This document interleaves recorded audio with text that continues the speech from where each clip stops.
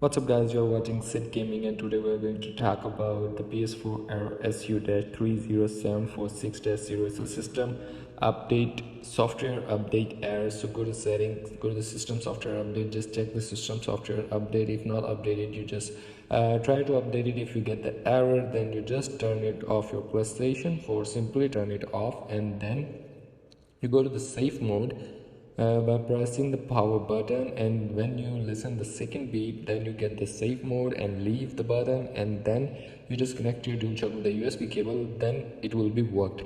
And go to the update from the USB storage. You can update from the disk, you can update by using internet, but if you want by internet, then you must have a LAN cable from your router to your PlayStation 5, 4, 5 or any. So that's how simply you can do it, and after that you just check your system software is up to date or not. So simply that's how you can do it, and that's how you fix it.